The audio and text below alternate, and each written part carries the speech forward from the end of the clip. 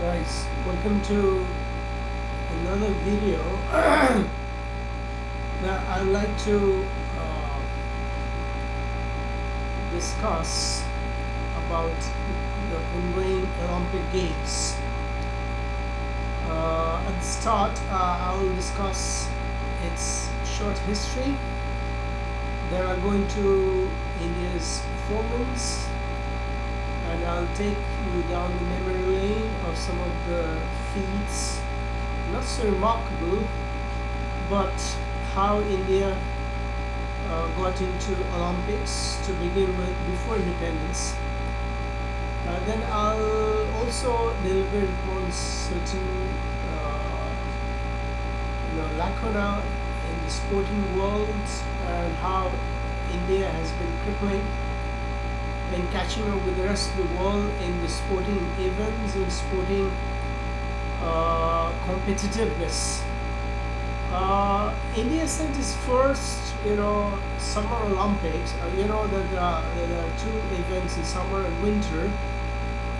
Way back 120 years ago, in 1900.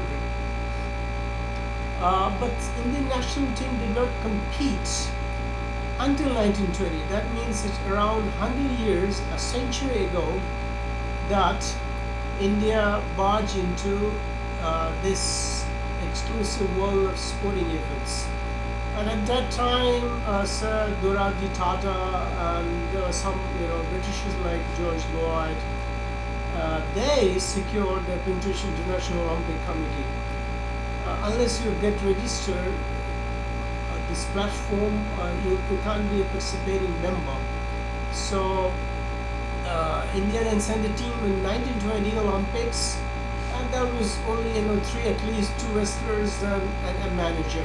So it was like a small team of just a couple of people, and then the contingent started growing, and what is prominent is that before independence, India could clinch a seat in this exclusive world of actually developed nations.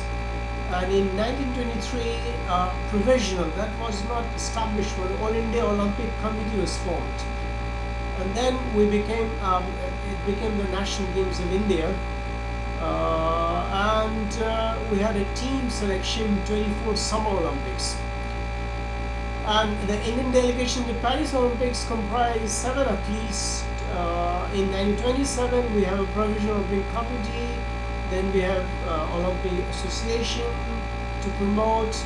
Then we have, in 1928, National Games selected 7 athletes to represent India at this next Summer Olympics. This time, Indian Hockey Federation was established, and that was something to really, looking forward to, because this is the only federation or only sporting event where we could make a mark. And in fact, we had been reigning champion for 8 years, with a lapse of almost 16 years when we had nothing. It was like an eclipse in the performance of the Olympics. So the national hockey team was, sent in 1932 games, but India could shine and dominated. India, in fact, the hockey team dominated from 1928 to 1936.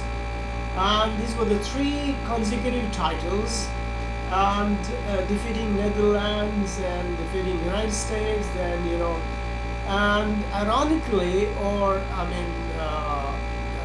surprisingly,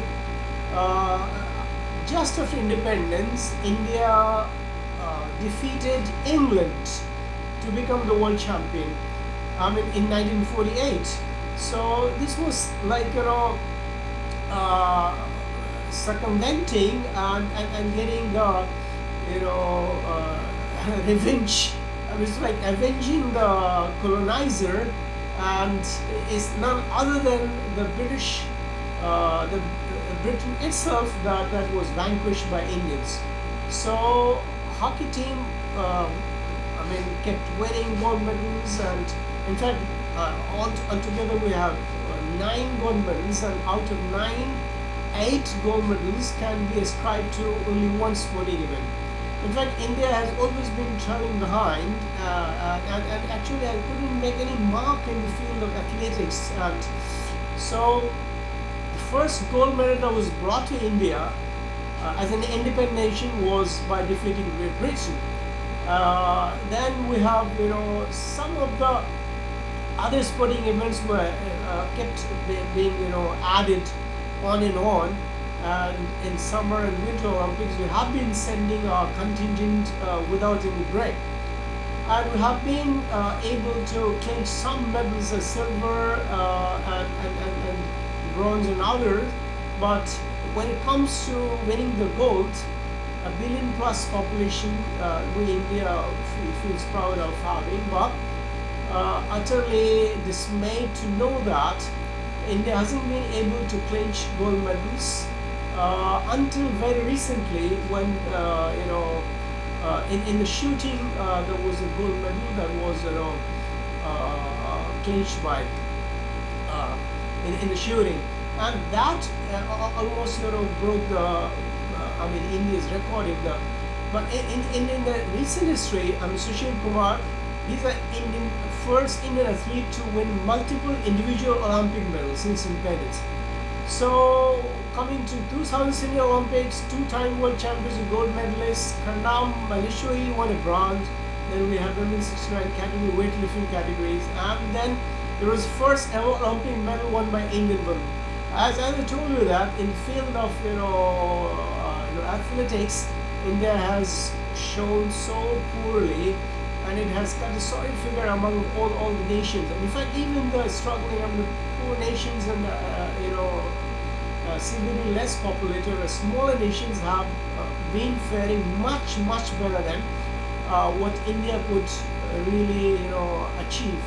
Now in 2008 Beijing Olympics, Avinav Bindra, he was the one to win the first gold medal in the men's 10-meter air rifle, and he was the first Indian to win an individual gold medal Olympic Games. Then Bhupender Singh got the country's first medal in boxing with his bronze medal in middleweight category. Coming to 12 Summer Olympics, we have a huge contingent of 83 members participating, and we could only clinch 6 medals, excluding any gold. So except this wrestler Sislo became the first Indian with multiple individual Olympic medals, but that too was bronze. In fact, there wasn't any gold so far. Saini Nehwal won bronze medal in badminton and in women's singles, and getting the country's first Olympic medal in badminton. Then pugilist Mary Kom became the first Indian woman to win a medal in boxing with a bronze medal in women's flyweight division. Although her performance was lackluster and she couldn't really make any mark in the present Olympic being held, and it was a sorry state. In fact, she was full of fire, and she complained of being some sort of unfairness or unfair practice, but really you can't say for sure whether her claim is valid or not. In 2016, Summer Olympics, a record number 118 athletes competed, and probably Sakshi Malik became the first Indian woman to win an Olympic medal with bronze. So where the medals kept trickling in, they were just pouring in some here and there, but they were too sparse, and there were too few. That we India couldn't really make any mark in the true sense, because such a large contingent with the sporting authority, with multiple coaches, with sporting facilities elsewhere, and with a big entourage, and obviously we have a sports ministry with cabinet ministers to oversee, and we have lots of preparations that go into this. But since this Olympic is unprecedented in the form that this was not to be organized in the usual fashion with participation face to face, and except the athletes and the contingent together with the coaches, it wasn't open to the masses. But still, it's a welcome, event. Why? Because we really needed some sort of, sporting spirit, sporting, fervor among people, because this gives us, a hope to live, gives us hope to compete, also gives the hope that we haven't lost, our lives altogether, and things are going to get back to track sooner or later, and we'll be again witnessing the kind of the same extravaganza that we used to have. So the World Health Organization, Tedros, he was right in saying that this extravaganza, sporting events, really brings hope to all the people of the world, and it also fights back the pandemic in one sense, because we realize the value of good health conditions and how we can retain our well-being through keeping the spirit, the fighting spirit, the meeting the challenges. And it's a different scenario that some of the countries, they haven't been able to make any, to do a medal tally like India's. It's a very dismal scenario. In fact, they have never been won a medal for running. This is what Gati's charm with God's grace, and she has been actually able to get to the finals, and she's hoping to win. So the world's second most populous nation, and we have the worst Olympic record in terms of medals per head. In the past 3 decades, we have won just one gold medal, and that too in men's. But this time, it's in contrast with, and it's just opposed to the men's world. In fact, it's the women's world alone. They have been making a mark in one way or other. So women have been surpassing, leaving the men trailing behind, and they have made a mark as if they are the only contingent fighting for this world sporting extravaganza. And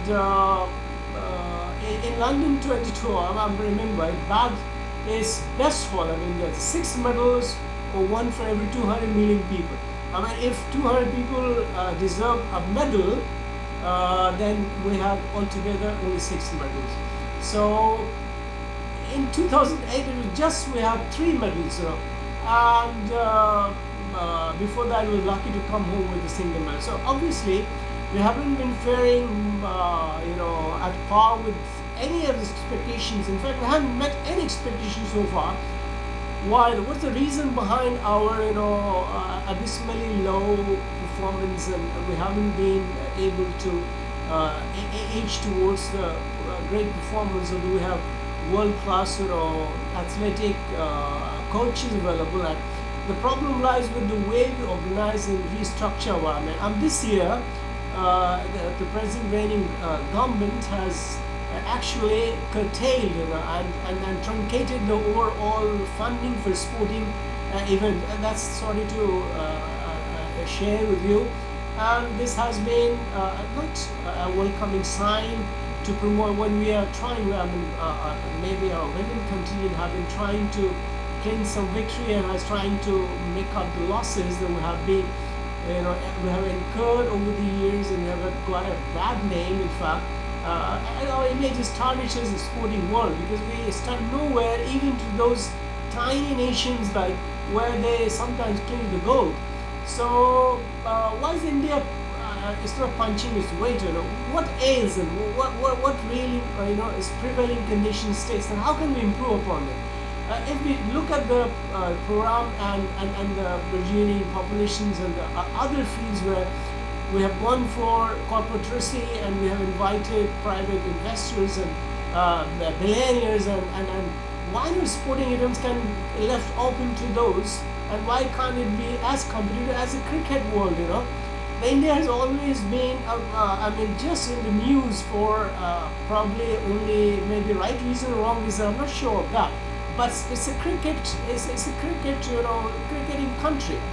Now, whatever is being spent, whatever is being talked about, advertised, propounded, or India has always been playing cricket because too many franchises are involved.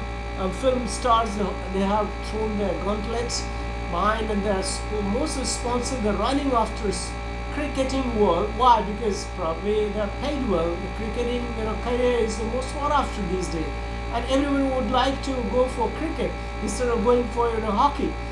Now, hockey is a game we should live up to because we have been reigning champion. We have had a chance to win gold medal in the field of hockey. Maybe our hockey sports they were inspired by Chak De India, and that's what the movie really that lives. That's an indelible mark on the psyche of every sporting. In fact, I have watched the movie multiple times, and really, whoever is has lost hopes in winning, and that's the movie that celebrates the sporting spirit of every Indian, every individual. In fact, many of the biopics made in India, there's many movies made. There was one I watched that was Lahore. That was an Indian Pakistan. That was based on kickboxing, and that's a wonderful movie. Why don't we make movies? Why don't we make icons and legends from other sporting world instead of only harping on just one sport, that's cricket? And that's a legacy that the Britishers left with us. In fact, cricket is a game that doesn't essentially belong to Asian countries. In fact, it's a game of the sophisticated aristocrats. In fact, the British they have plenty of time to spend, plenty of people to engage to, and plenty of leisurely activities, and so they never indulge in any other sports. So why India is after only single sporting event and single sports to say, and then we have all kinds of sattebazi, betting in the clandestine operations, and thousands of crores are being spent. There have been scams of the scams, and there have been some of the investigative agencies working to this betting game. So the thing is that somehow cricket has overshadowed the other sports, and we aren't getting the world-class sporting either sports people or sports personalities, and children in general. Our sports sporting colleges, we don't have actual sporting colleges, we don't have world-class trainers, we don't have world-class facilities, sporting facilities, and gymnasium and all. In fact, India being housing a mammoth of undernourished, and impoverished citizenry, they don't have good sporting opportunities. They don't have. They're already malnutrition to some extent. Then the government support comes by. It's sometimes too late, and sometimes it's too little. So why can't we promote a special contingent only dedicated to the Olympics instead of politicizing it and taking claim about the whatever medals and bronze they come for? In fact, it's a deplorable state of the sporting world in India is that many of the Asian Games champions, they have been loitering in the street. They're selling stuff, and they have been vendors around. They have somehow trying to meet their ends meet, and they're constrained to lead a miserable life. In fact, many of the cases they have complete disillusion, and it's sorry to say that in fact the lack of the governmental support, the funding, and the training regime, and added to that insult to injury is politicizing the sports. We have sporting authorities up, and our facilities are huge, screwed wheels to bottom is sledge, and then we have it's not a career to be chosen by our young people. In fact, very few of us they would want to pursue it as a full-time career sport. Most of the railways, and they go for football coaches and football sports just to reserve a job, or probably to ensure their career in the long run, to get the stipends and the training and all that. They're not like so we have produced world-class cricketers, and Tendulkar and Kapil Dev, and legendary people. Like, why can't we have such legends in other sporting field? What else are our Olympic stations and why can't we have more turfs and world-class facilities and coaches? And in fact, the world is going high-tech and digitized, and most of the training to the world events, because it's like endurance testing the fittest, the healthiest, the most striking sports people are into the fray now. You see the NBA, the Americans, eight out of eight, seven of the guys are 7 feet taller. They're the tallest. And when it comes to gymnastics, don't like they're shrinking, they're becoming shortest, and it's like 4 feet, some inches. When we have the best kind of tools available, best kind of turfs, best kind of digitized training sessions and all that, and we have world-class exchange forums. Why can't we have exchange forums of the best coaches around the world? We can send our contingent before, and it has to be ongoing, untiring, and relentless practicing. It's not that it's a festival once in a year and then we just forget about all the training and all, and we forget about the way we're going to compete with the world champions. One thing that I would like to mention about that American athlete, she chose to keep away from this sporting event because of the she wasn't feeling well, she wasn't at harmony with, and there was some twist in the physical. So she sacrificed her own well-being for the sake of gold. She could have easily cleared. She's the top woman of the team, and she's in fact brought this team to this stage of the excellence, and from Rio to the present. But she chose to. She preferred to have and prioritize her own well-being. Sometimes it's our own well-being, the inner spirit. We have to survive to be fittest, and we don't have to run after accolades, after an thumping. They only want you to perform and exceed the expectations. So we are, after all, human beings, and we aren't going for doping, and we aren't going for anabolic steroids to stay always in the lead. So if the games are always like winning and losing. So in fact, we need to go for our well-being and keeping our sporting spirit. And then only we can have a team which will play out wonderfully and spectacularly well in when we have to pit it against our adversaries. So in fact, how to if I have to think over what ails our sporting world, and why can't we really be at par with the rest of the world, and at least for those tiny nations with a fraction of the expenses on the sporting avenues, why are we trailing? Why are we lagging behind so much? So how can we really bring out a remarkable improvement in sporting world in India? Actually, we have to run, and we have to slow up. We have to open up schools, colleges, and especially dedicated for sporting events.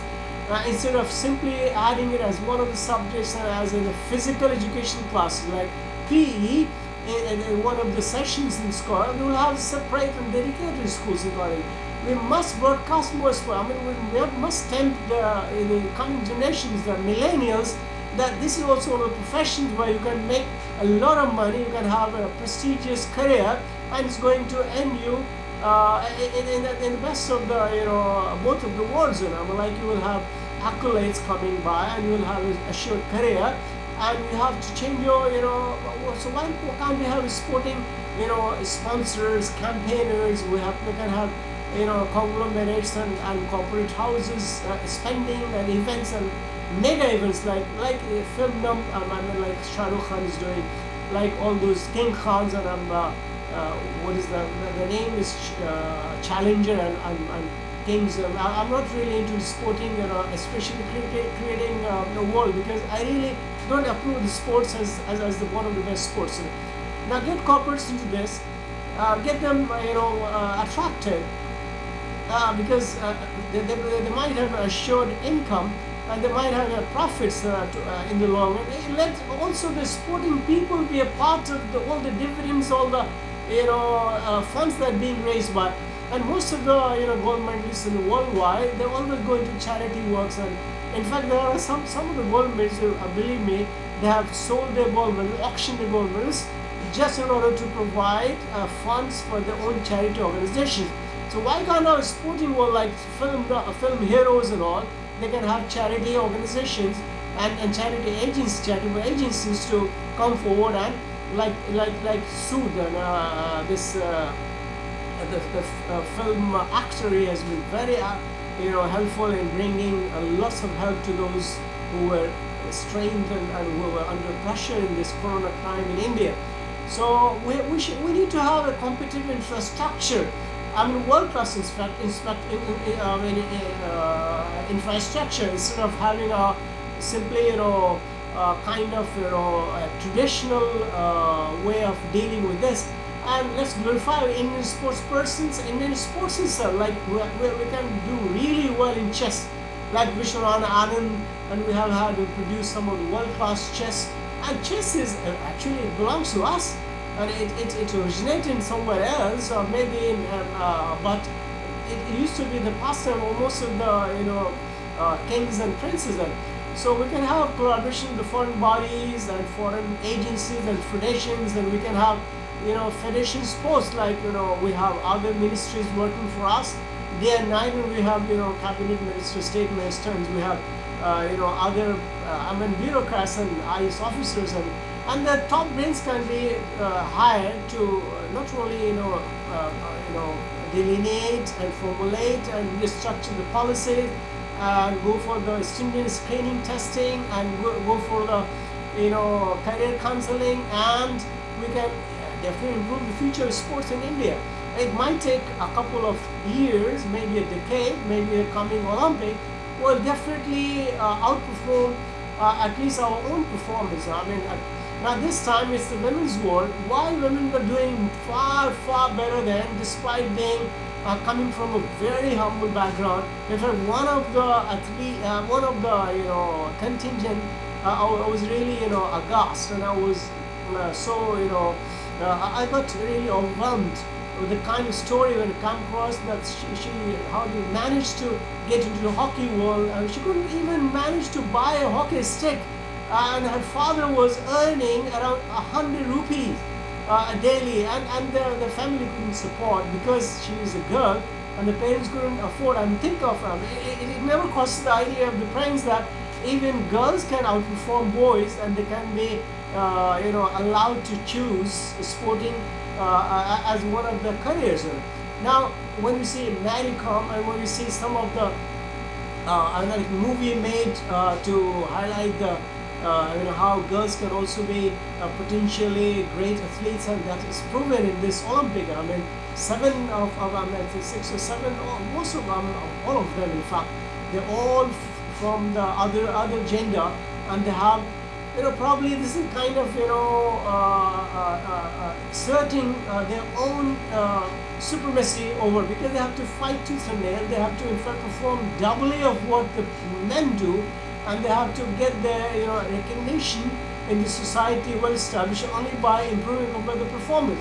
Perhaps that's the guiding principle, and that's what Chak De India, this movie, is all about. And when you find Kabir Khan, is trying to inspire all the girls, and they say, come on, take it as a challenge and tell your parents and prove your parents and their own in-laws that you're not meant to be cowed down, to be trailing behind, to be treated as an inferior being.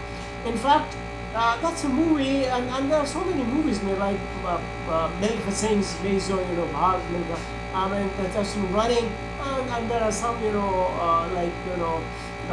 there's one also movie made on cricket where Dhoni he tries to overcome all the oddities, and how he has to face the bureaucratic red tapeism, the long red tapeism, or in the nitty-gritties. And in India are most of the systems in India and bureaucratic setup, we always suffer from red tapeism, and we have to go by rigmaroles of. So in fact, we need to do a lot for forming a task force which will prepare the roadmap for the next 3 quadrennial games, like 2020, Tokyo, 24, and 28, and things are on the move, and we were having to trying to improve upon this, but the thing is, it's not going to change the scenario overnight. So if we can have, there are a plethora of else that continue to dog Indian sports, and we have seen over the years, like it's 100 years, it took 100 years and then for 16 years, India has been completely out of the world, the sporting world. I mean, there was not a single medal, and so that's deplorable. But how could a country where we're billion plus population with so many talents, hidden talent, which is ruling the world with IT and scientific world, how could they be, as far behind the rest of the world in games? And given our, thousands of years of our, old traditional legacies and sport, I mean, like we have been wrestling for, decades and decades, and we have so many sports which actually they belong to our country, and which is essentially endemic. We have been doing that, maybe not professionally in an informal manner, may not be within the rings, but in our own ways. So why not? We can have a planning calendar, and we have a training and coaching that moves to the performance level, reverting the original. Annual training schedules need to be formalized, in fact, and it has to go through around the year and around the year. It's not just like you can have 305 days in a year. So it's and we can have provision for the dietary supplement for those who are really wanting to come to this sporting field and know it as a career. I mean, if we can provide doctors, engineers, other professions, specialized people, why can't have a specialized, sporting? We can have nutritionists, we can have yoga teachers, and we can also promote yoga as events. We can have physiotherapists, we can have physiologists, we can have sports sciences, we can have psychologists who can train, who can get into the nitty-gritties of how to get over the psychic problem or the inferiority complex or the kind of fear that has gripped the minds of the common athletes and Indian athletes. So there can be two levels of coaches. The top of the line foreign coaches. We can also hire foreign coaches. Why can't we have? I mean, we hire coaches in cricket. Once again, I must mention that. Why can't hire the coaches in the other fields also? Why do you depend on those traditionalist home-bred coaches, those who really don't care much about the medals or no medals? They always go by their own whims and fancies, and witness. That's what in most of the biopic films they really cast shadow on. I mean, and also we have to curb doping. Doping is being really that has messed up the whole sporting world. In fact, I must tell you that in fact even today we can't be 100% sure whether the sporting world is out of doping, because it's very difficult to see that most of the swimmers and all that are clean. They may not come clean when they are subject to the rigorous testing, because this testing is so expensive and is done so. I mean, it takes a lot of time to prove that what kind of drugs, what kind of anabolic steroids these sports people have been on, and for how long, and have they been taking it for so long, and have done some enhancing, and skill enhancing drugs, and they have been doping for years and years. So there have been some cases where the medals have been snatched, they have been stripped away, and in America and other places, and they have to forgo. And probably the second world countries, they have been offered the first gold medal. So anyway, there is a robust system, and that's up to the world body, world sports federations, world body, and they will look into these kind of technical issues. And I mean, ourselves in India's each discipline, we can have monitoring parameters that need to be developed, parameters of how we can perform like the world class athletes and other people.